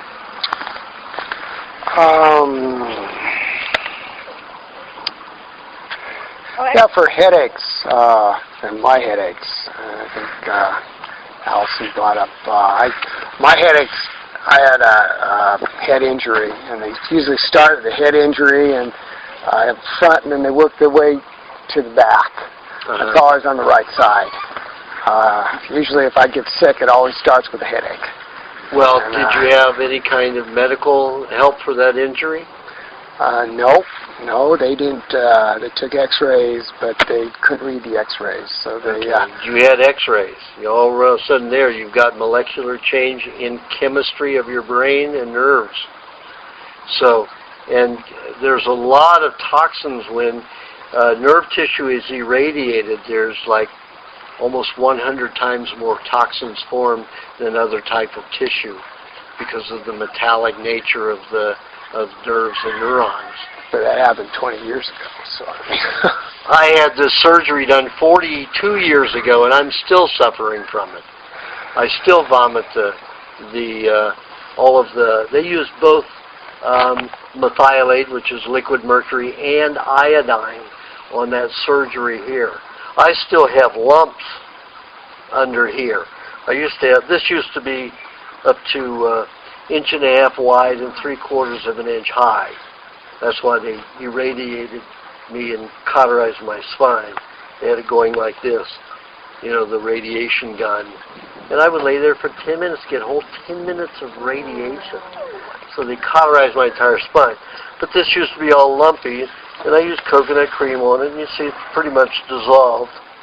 And but I do still have lumps under there, very small ones. They get smaller every year, but I still have lumps there from all of that caustic iodine and whatever else chemicals they used, and then methylate, the mercury.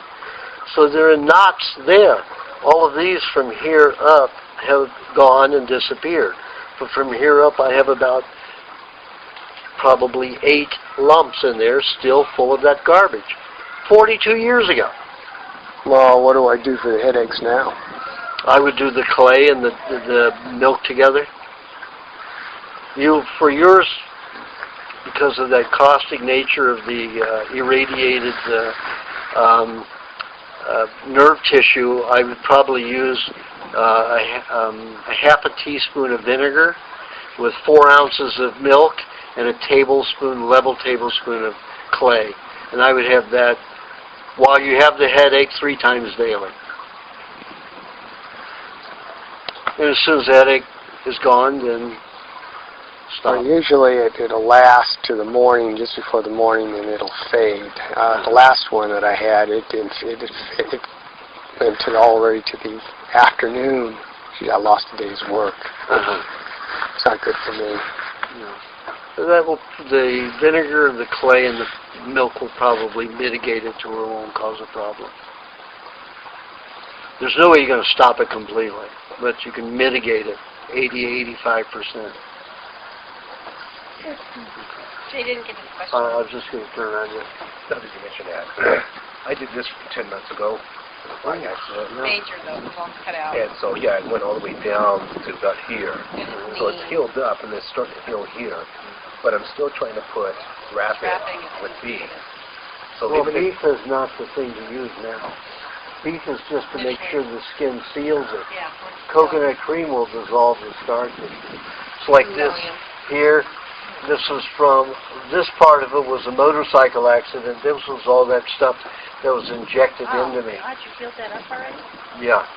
But still, I mean, most of the scar tissue is going away quickly.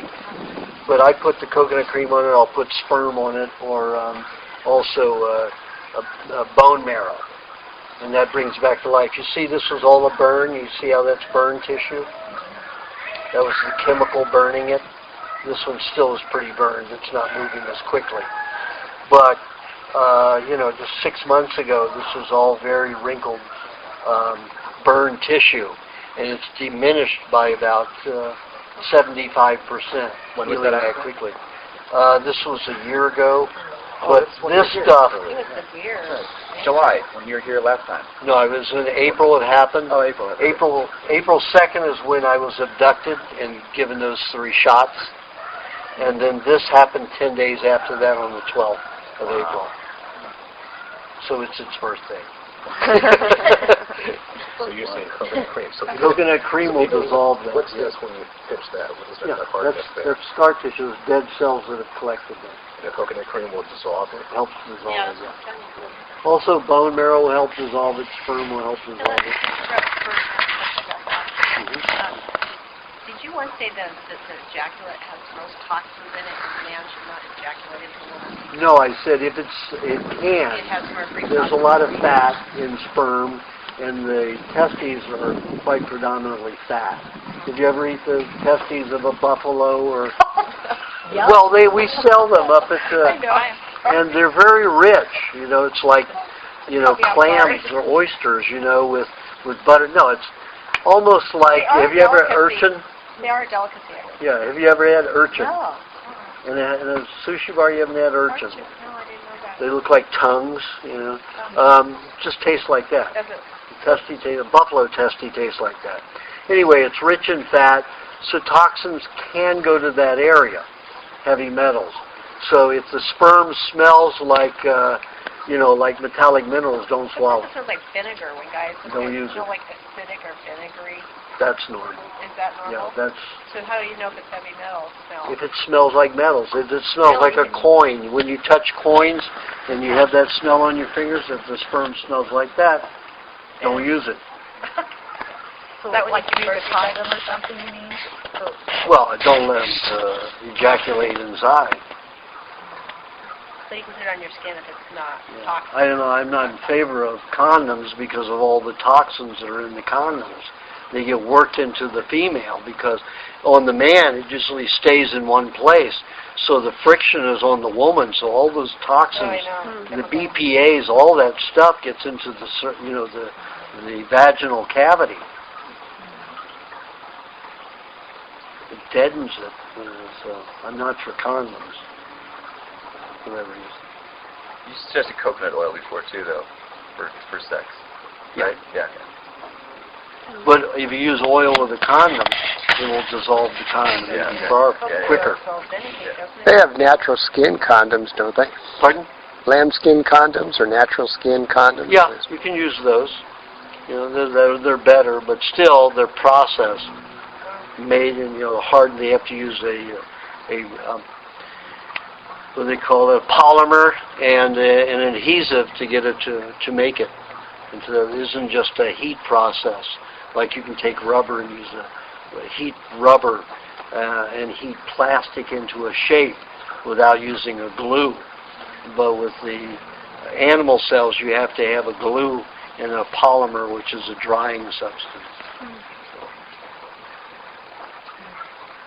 Okay, Mike. Yes, you have no question? Do you have a question, Mark? No. Okay. Yeah, I have some. Along with the headaches, I get really moody, and I'm... You're too thin. So that's probably it. But so yeah, and I get really emotional.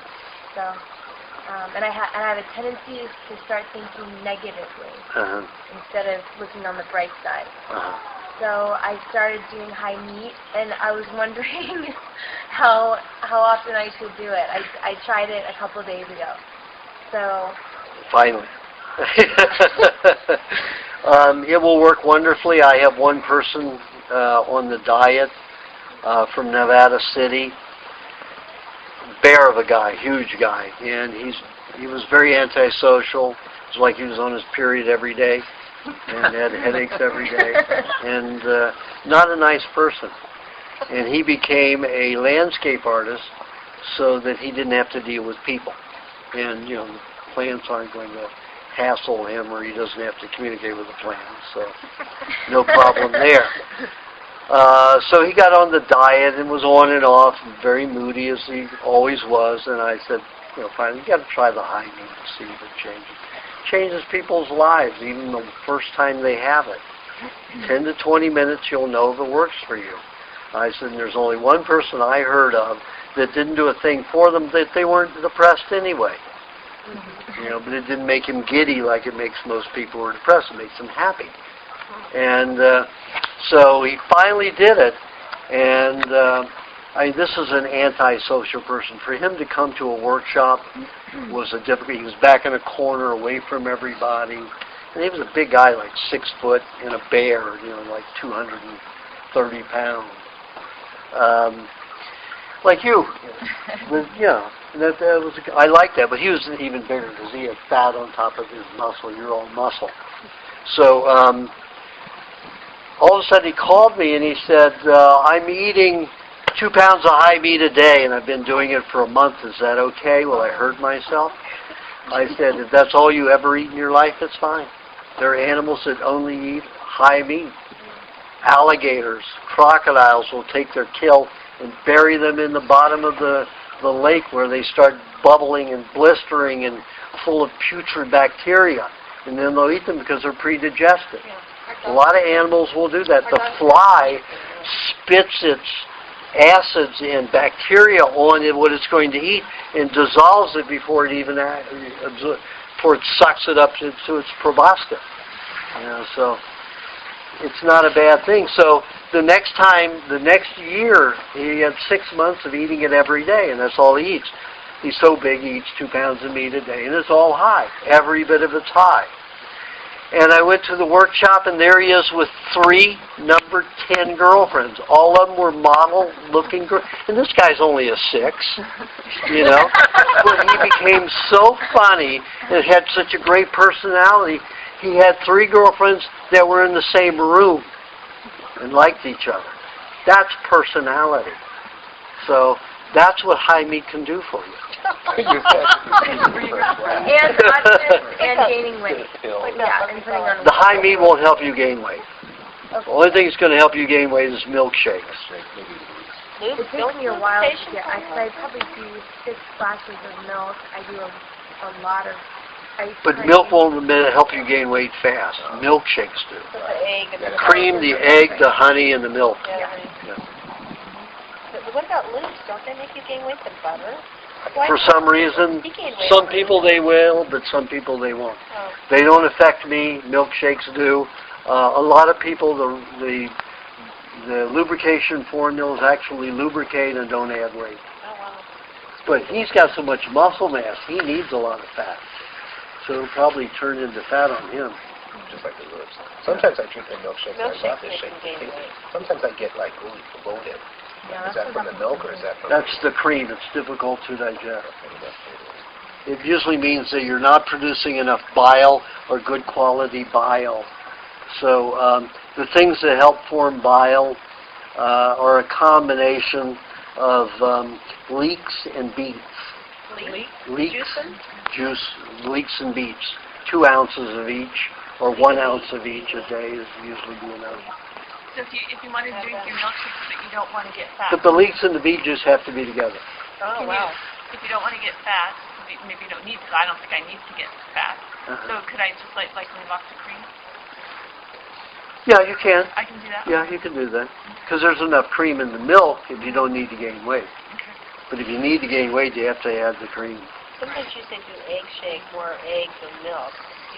That's when you need a lot more protein and you don't need a lot of, you need to build muscle and have energy and clarity.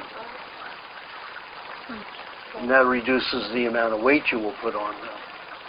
She has a question about high eggs. Well, I was just wondering, I've cracked some eggs, and they were like sometimes an egg will be like gross. Oh yes. Yeah, so wonderful. Yeah, I just don't think I want to suck an egg out of a shell that's gross. I think it will just like. Well, break it into a glass and then drink So it doesn't matter. But do it out of the house because it will stink up the house for a day. What about you? You won't smell for a day? No, it doesn't for some reason. I mean, it's on the breath for about 20 minutes and that's it. I don't want to eat. No, the sulfur doesn't make that odor. It's actually it's the bacteria, the types of bacteria that break it down, that create it. But by creating that odor, they produce the byproduct is an oil that will transform the body and not smell that way. The body can digest it like that.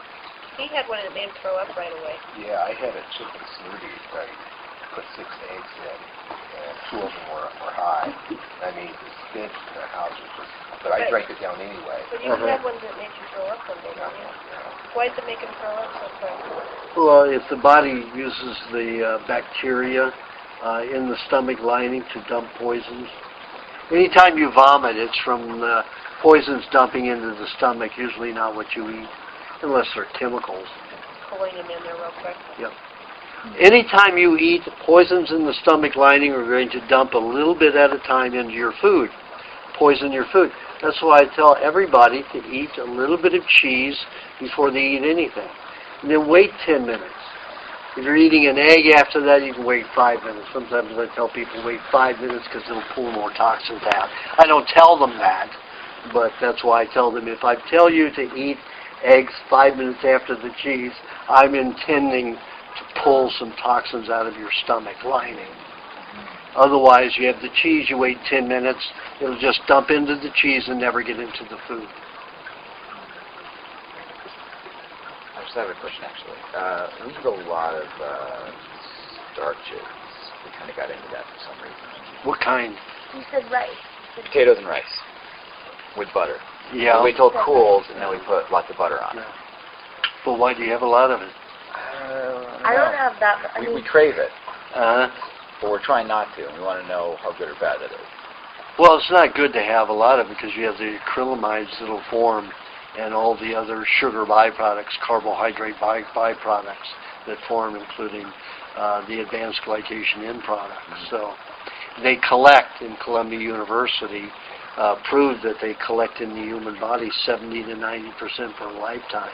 Of course, if you're in this diet, you're going to be able to break down a lot of it and get rid of it, but it takes time. It takes nutrients and it takes energy from your body to do it. I have maybe half a cup a year, and the only reason I do is because if I don't get milk in Asia or where I'm traveling, I get too hungry, and I'll have just 3 tablespoons of rice with a lot of fat, It's either pig fat or beef fat or some kind of coconut cream that I'll have with that rice, and that cuts my hunger for weeks, 2 weeks. Then I don't have to worry about it, or even 3 weeks. So I have about half a cup a year. But you're having like that probably every day. Not every day, but every other day definitely. Yeah. Why do we That's crave a lot. starch so much on the diet? Pardon? Why do people crave starch so much on the diet? Because it does absorb toxins. I prefer using clay. I prefer using cheese all day long to absorb the toxins rather than the cooked starches. In your Pardon? book, you used to use that a lot. You say, I have the sourdough bread with butter, or people think... Not a lot. There were 7 mentions of it in the book, and I went back when I rewrote it, and I said, use the nut formula and use cheese, yes, preferably. If that doesn't work over a long period of time, have a little starch and only use it as necessary, medicinal. But I've learned a new trick, and that's the clay pre-soaked for 4 or 5 days mixed with milk. It really works. And eating cheese all day long. So those are good absorbers, and you don't need to cook starch. Somebody's tape clicked off over here, one of these. I have a... Oh, wait. Pardon? I was going to ask a question, but then I'll wait. I will go grab some milk that the dog ate.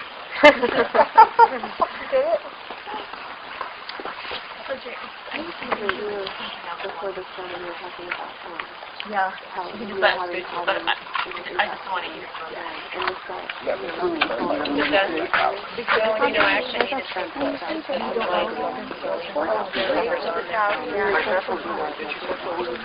No, not necessarily. Just don't let the green part of the watermelon get in. Or you took that one back. Puree mixed with really grapefruit. But I'll use it for my reading or reading. It was, yeah, it was pretty specific. It was for your reading.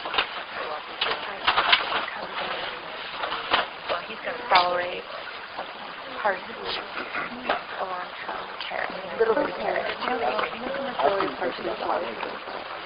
and then cucumber puree. That's taking a cucumber, cutting it up, putting it in a blender. Not too much carrot though, because it's a lot of sugar, so there's a little bit of carrot. You don't have another picture? He's almost done. That's for our readings. Jason for reading, and I'm doing one. Well, It's okay. Figure it out. Okay.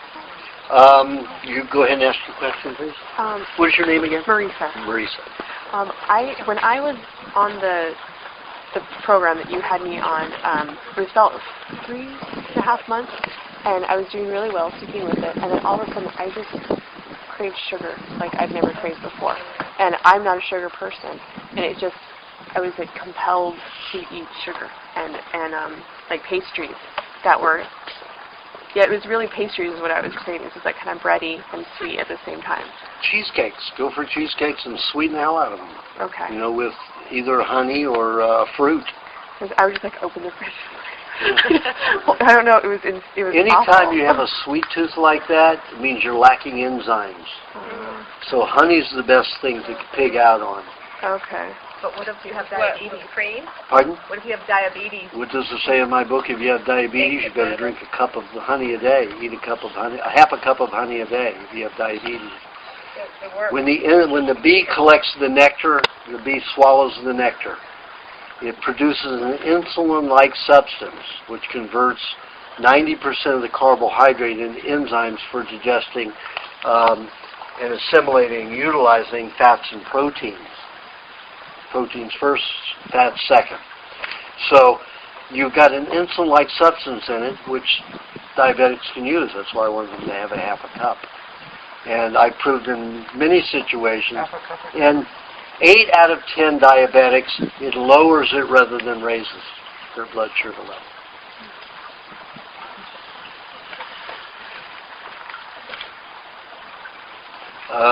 Question? Allison, do you have a question? Okay. Joseph? I forgot it. Okay, well, let me know when you remember. You have a question? Okay. Your question? Oh, my question. Yeah. Oh, I'm sorry. Oh, I thought he was looking at me. Sorry. He probably was. I wasn't thinking that. No, I wasn't. I was looking at you. Oh, okay. Sorry. Am I cross-eyed? You were squinting. You mentioned in your book not to eat frozen meat. Frozen, anything but fruits, the only thing that can be frozen. Because we live an hour and a half from Pelly's, which is the freshest fish market, I understand, here in Colorado. So, and I remember you mentioned that you pack your meat, if you pack it in jars, it can stay Weeks. for weeks. You can, Months. my son will not get sick eating. Correct. He has kidney failure. And he Well, he needs lots of bacteria. There's nothing brings a kidney back faster than bacteria. So he can eat fish that's a couple weeks old? Absolutely. Wow. Should be eating it. Yeah. One of the problems with a kidney is it stops producing ammonia. And that's the ability to separate red blood cells out. 'Cause the job of the kidney is to remove H2O from the system, because it either has gotten too toxic or the body's cold, needs to get rid of fluid. So the kidney, its job is to separate the red and white blood cells so you're not pissing out your red and white blood cells and you go anemic every time you urinate. The kidney does not separate anything else, and it produces ammonia to do that. The pharmaceutical house says, oh, it's cleaning the blood. It doesn't clean the blood. That's what I've read, that it cleans the blood. It's absolute bullshit. It does filter out the waste products and dump it, some of it. But it's really not a dump site. We're not supposed to be eating stuff that's toxic. We're not supposed to have all those poisons in us. Everything we urinate and defecate should be able to be eaten by other species that eat fecal matter and urine. And of course, everything in the ground eats urine. It's nitrogen. And in the ground, there are animals that eat feces, human feces, dogs, birds, many animals eat feces. We shouldn't be toxic. So the kidney has taken on a job of cleansing the blood while it's trying to separate the blood and the red and white blood cells from the serum, so it doesn't dump the red and white blood cells, because you'd be anemic.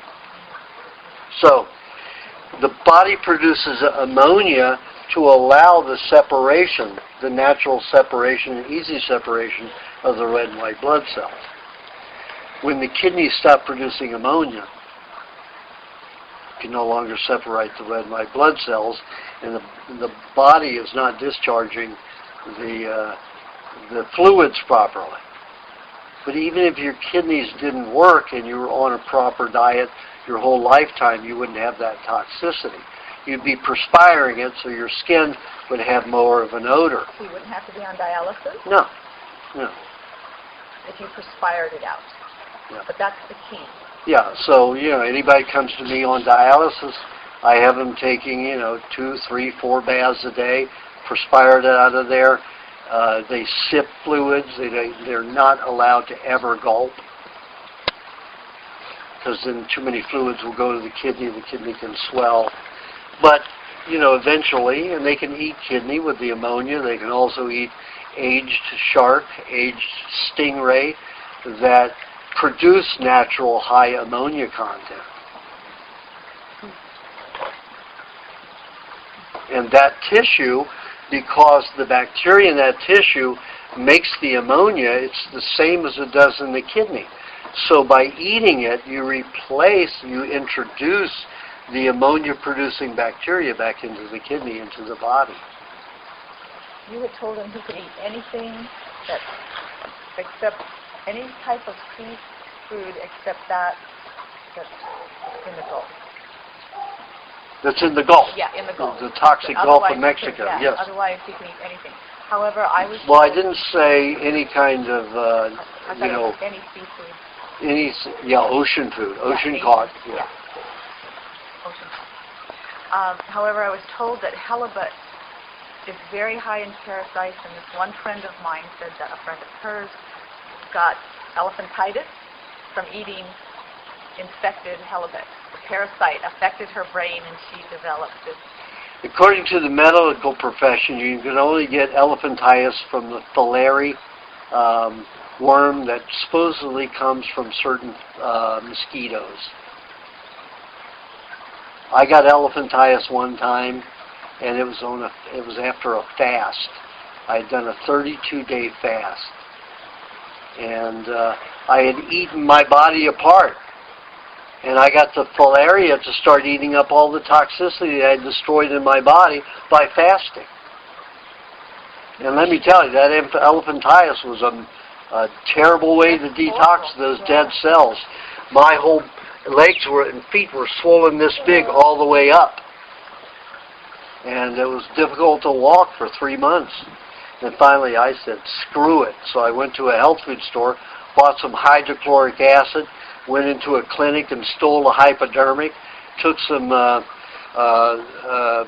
grapes, juiced them, because grape juice doesn't have to go through the digestive barrier, go right into the blood. So I juiced them, put the hydrochloric acid together, and diluted it with water, put it in my leg, and shot it. Filaria was gone in 24 hours. I was too sick from all that fasting, and I couldn't catch up. I was also a fruitarian at the time, not eating dairy and meats. So you disagree with the parasite? Coming from a fish? Yeah. What about like I said, it's all... The worms in the halibut? That you can see. In the laboratory tests that I did with animals, feeding them meats that were infested with various parasites, none of them got the parasite that they were eating. Not one of them. Well, maybe she said elephantitis, but I bet she meant encephalitis. Probably. Brain swelling. Yeah. So is that possible to get? Not from fish. If she has a very toxic brain, her body's going to produce it. So you have to understand the body is naturally inherent with worms and bacteria, fungus, so it and could have been parasites. Circumstantial then. She ate the halibut. They're relating it to the halibut, but it could have been toxic. Completely coincident. So basically, we can buy the fish, we can put it in the jars, and we can take a week have to eat it. Is it going to be high? Is it going to be gross? Not if you kept it refrigerated. Okay. The fish will last maybe 10 days before it starts getting a little rank. Okay. But it's still good for you. Okay. I've had beef last up to, I made some deer for Y2K, just in case. I didn't believe it was going to happen because I was a computer programmer, in my early 20s.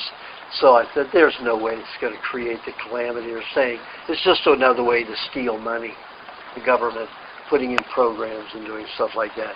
And, like Perot made a fortune on it. So he made another $1.5 billion on his programs to eliminate that. Another hype, another way to pay people stuff. But I took my last out 10 years later, and it was fine. But I had soaked it in peanut oil and some in olive oil. And it had stayed good all that time. How many years? 10 years. I made it in quarts and pints. So I would eat one a year, each year. And I ate my last one in actually 2009, so it was 10 years. So it's when I made it. I made it in December of 2009. 1999, and I had my last in November 2009. In the refrigerator or out? Out, not in the refrigerator. A dark cupboard, low to the ground, so it's cooler. But it wasn't refrigerated. And I've had meat, with lots of airspace in the refrigerator, ground and whole, for 3 to 5 weeks. As long as you don't keep opening the jar, it's not going to get high quickly. It's not going to get high quickly. So. It would be best to get like the 4-ounce jars. 4 4 ounces is pretty small. But I can only have 3/4 of a cup anyway a a day. So. Well, 3/4 cup, then you use a, 8 ounce. 8 ounce jar. Yeah. So it doesn't really matter when you eat the meat because you're either eating it regular or high, right? I mean, It's good high. forever. Better high. Yeah, so it doesn't really. So if it's bad for them just to eat it, right? Yeah, Don't but worry about it. she doesn't. Some people just won't eat it. They won't eat it high. Because you're afraid that the bacteria or just... No. Well, it took Allison how long? Your stomach. It took me a while because Year and. Yeah, it took me. I finally did, but it doesn't taste. It tastes like grains to me. It wasn't as bad. I made a big deal about it, but. we do it like this. Really? Hold it out. He eats it, swallows it, and then has a little green drink or something after milk. Like, Well, in the book, Yeah. I say, put a swimmer's notebook on it. But don't drink green drink. No, it's milk is what we did. Milk, is that Milk okay? is okay. Yeah. Sometimes the high lactic acid in it will kill the bacteria. But if your meat's aged long enough, Only you're just for a going to get month. protein. It's not very long. How long? I mean, like in Ripley's Believe It or Not, I had it up to a year and 3 months old. Yeah. Did you see that episode? No, I With didn't. me and Ripley's Believe? I think you can download it and see it on really? YouTube. So when you had your hair down to here? Yeah, Yeah, your I beard. saw that. I saw the doctors. Yeah, that was just a year ago, February. But this was in 2001, July 17th. So the most aired episode that Ripley's had. And they repeat it because everybody is so... Because I have gangrenous meat with worms, flies, and all of these jars with all this different high meat and glands. And I've got it all lined up on my back porch on the railing. And they've got a health inspector there. And he's saying, "Oh, you're going to get sick. Don't anybody do this?" I said, "How do you know? How do you know?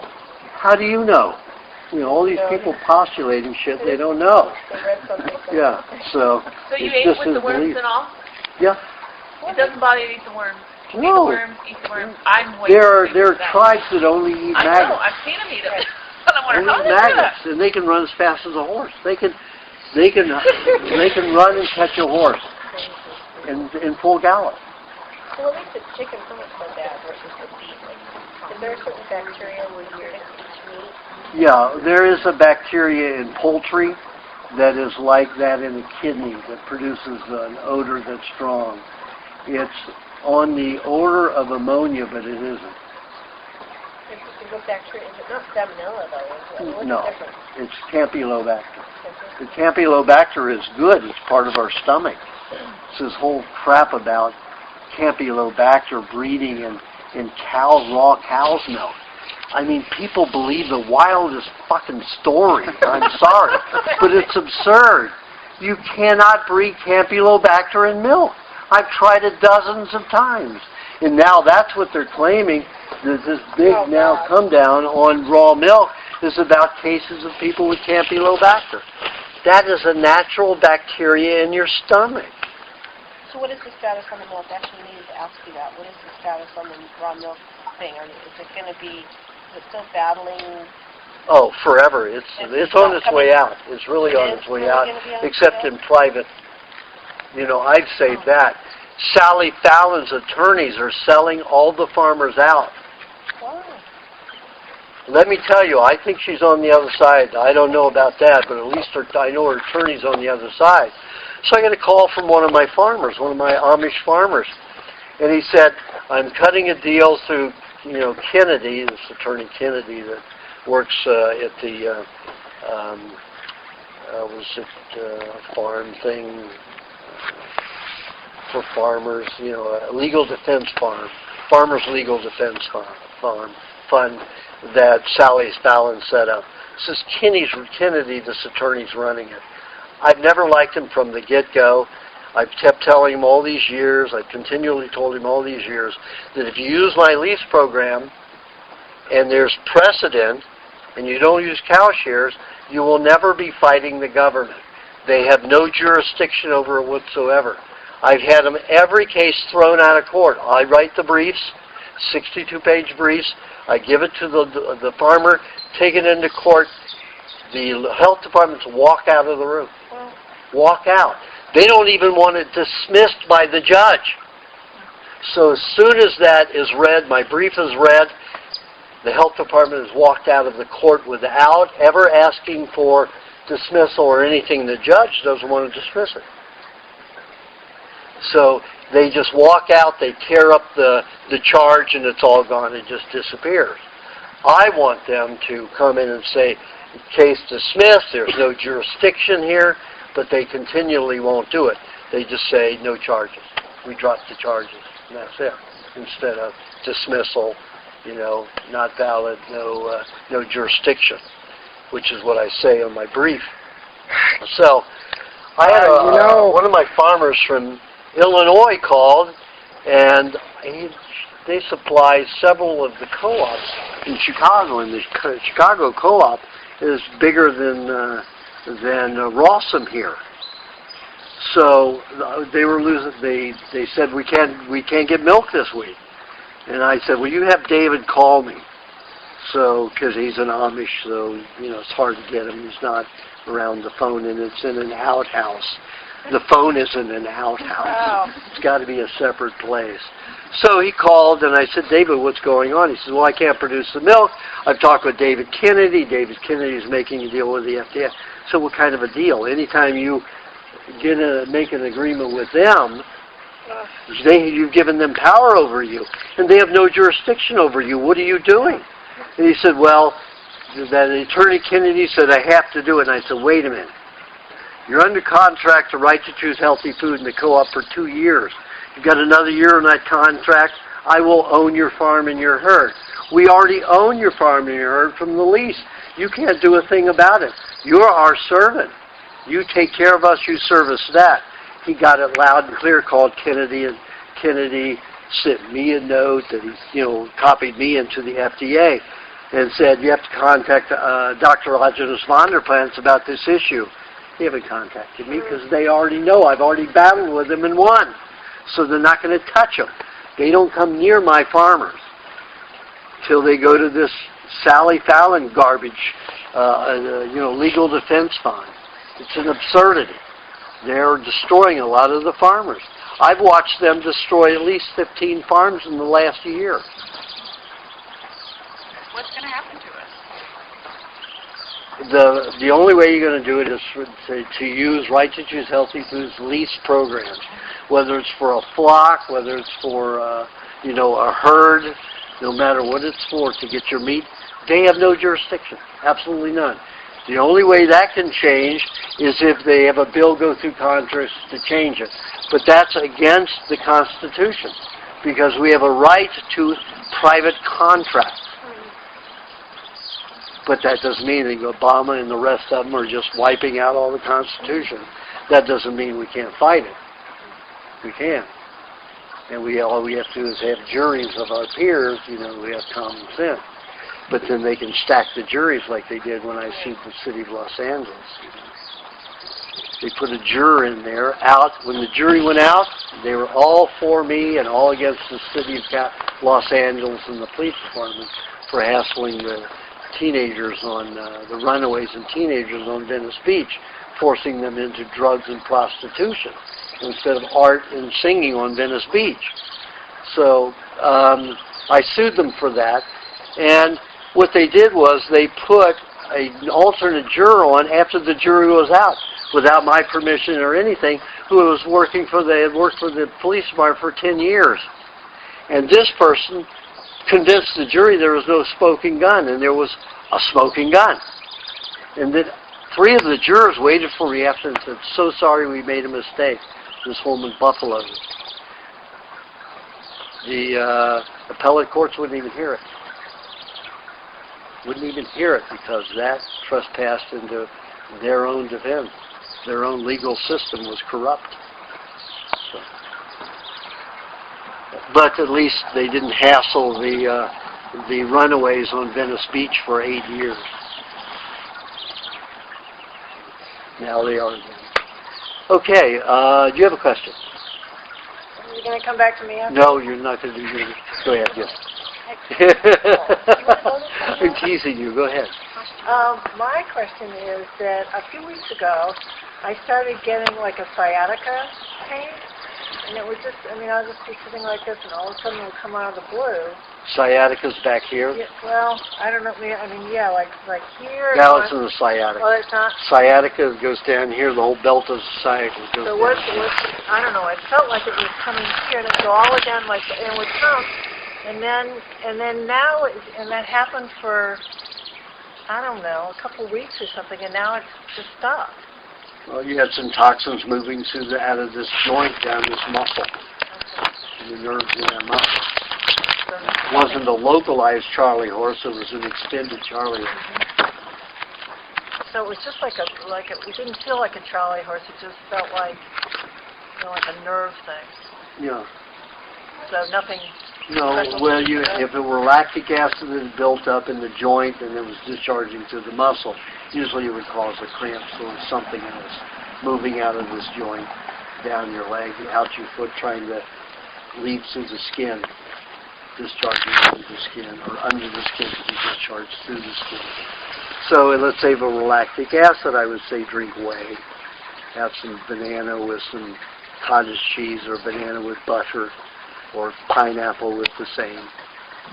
And that will help that kind of a situation. And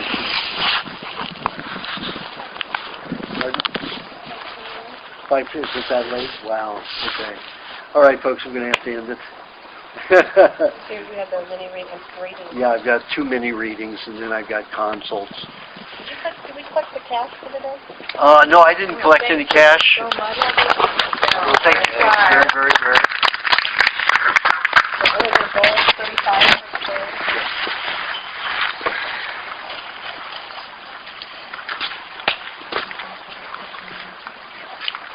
Well, thank everyone for coming. We'll try to do another one in May. Yeah, because I'm leaving again in June. I've got a house that's being built, and I'm not there for it to be finished, and I hate not being there. Tell us about that. In Thailand. Pardon? Are you building the house at the retreat center? It will be a center eventually, a spa. But right now it's just going to be a house for me to live in. I was digging out the lake, and the Thai government is Probably once my some land people put because their they're tax saying I couldn't swat the forest, and it's my land. I got the deeds and everything, so it's old. It's old. Oh, They have to get money from me, so. How long are you going to be gone? I'll be gone for another 3.5 months. All right.